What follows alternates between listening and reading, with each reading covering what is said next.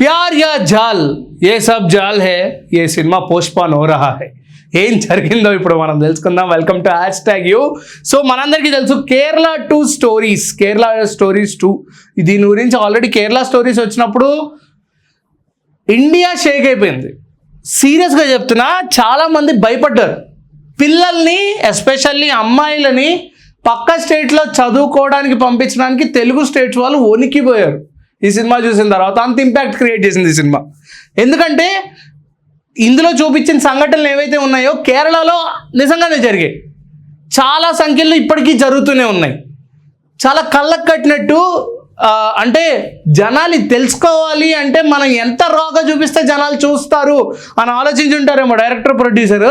ఎంత ఎక్స్టెంట్కి వెళ్ళిపోయారంటే రియల్ లైఫ్లో ఇదే జరుగుతుందని కళ్ళకు కట్టినట్టు అలాగే చూపిస్తారు. అందులో సెక్షువాలిటీ ఉంది, న్యూడిటీ ఉంది, అన్నీ ఉన్నాయి, వయలెన్స్ ఉంది, అన్నీ ఉన్నాయి. సో ఆ కేరళ స్టోరీస్ ఏదైతే రిలీజ్ అయిందో అప్పుడు సెన్సార్ వాళ్ళు కూడా యాక్సెప్ట్ చేశారు. మరి ఏం జరిగిందో తెలియదు కానీ సినిమా అయితే రిలీజ్ అయిపోయింది. అదే థియేటర్ కంటెంట్లోనే కంప్లీట్గా ఏ రేటెడ్ ఇచ్చినా సరే అంత సెక్షువల్ న్యూడిటీ అండ్ వైలెన్స్ ఉందంటే ఓటీటీలో ఇంకా దారుణంగా ఉంది అది కేరళ స్టోరీస్ చూస్తుంటే. బట్ ఇప్పుడు దానికి సీక్వెల్ వచ్చింది, కేరళ 2, అదే కేరళ స్టోరీస్ 2 అని. సో దీనికి సెన్సార్ బోర్డు వాళ్ళు చెక్మేట్ పెట్టారు అండ్ చాలామంది దీని మీద రియాక్ట్ అవుతున్నారు.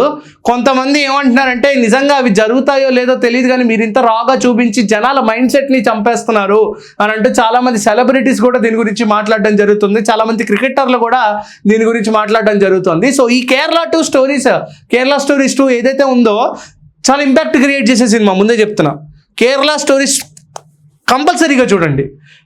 దీని మెయిన్ స్టోరీ లైన్ దీని ఏమేంటంటే కేరళలో ఎవరైతే అమ్మాయిలు ఉన్నారో వాళ్ళు కాలేజ్లో ఎస్పెషల్లీ హిందూస్ని ముస్లిమ్స్ అమ్మాయిలు ఎవరైతే ఉన్నారో వీళ్ళకి ఫ్రెండ్స్గా అయ్యి ఆ హిందూ అమ్మాయిలని మత మార్పిడి చేసి ముస్లింలుగా మార్చేసి ముస్లిం ఒక్కడే అంటే అల్లా ఒక్కడే దేవుడు, మీకు వేరే దేవుళ్ళు, మీ దేవుళ్ళు అందరూ రాతి బొమ్మలు మటుకే అని బ్రెయిన్ వాష్ చేసేసి నూరిపోసేసి ఆ హిందూ అమ్మాయిలందరినీ ఇస్లాం నమ్మేటట్టు మార్చేసి ఈ ముస్లిం అమ్మాయిలు ఎవరనుకుంటున్నారేమో పాకిస్తాన్ వాళ్ళు. సో వీళ్ళని ఇస్లామాబాద్, కరాచీలో అక్కడ అమ్మేస్తున్నారు అమ్మాయిలని. ఈ యొక్క బ్రెయిన్ వాష్ చేసేసి ముస్లిం ఇదేదైతే థీమ్ ఉంటుందో, అథెంటిసిటీ ఉంటుందో అది క్రియేట్ చేసేసి మైండ్లో ఈ హిందూ అమ్మాయిలని ఇస్లామిక్ గర్ల్స్గా కన్వర్ట్ చేసేసి వీళ్ళని తీసుకెళ్ళి పాకిస్తాన్ కంట్రీస్లో పడేస్తున్నారు. సో ఇది చాలా పెద్ద స్కామ్ అనమాట. Scam in the sense scam కాదు, ఇది రియాలిటీ యాక్చువల్లీ. సో చాలామంది చాలామంది అమ్మాయిలు చాలా ఫేస్ చేస్తారు దీని గురించి రియాలిటీ మీద కూడా చాలామంది అమ్మాయిలు మాట్లాడారు ముందుకొచ్చి.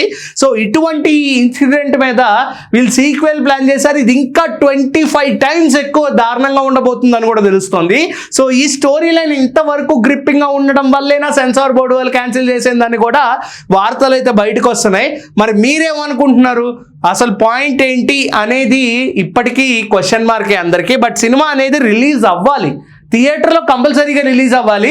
బట్ సెలబ్రిటీస్ అనే మాట ఏంటంటే కంప్లీట్గా ఇది బ్రెయిన్ వాష్ చేసేటట్టు ఉంది. మీరు చూపించేది నిజమో కాదో అది దేవుడు ఎరుగు, కానీ మీరు చూపించేది మరీ ఇంత రా అండ్ డ్రస్టిక్గా చూస్తుంటే జనాల మైండ్ సెట్ కంప్లీట్గా బ్రెయిన్ వాష్ మీరే చేసేస్తున్నారు, భయపెడుతున్నారు, జనాల్ని వణికిస్తున్నారు మూవీ మేకర్స్ అని చెప్పేసి ఈ సినిమాని అయితే వాయిదా వేశారు.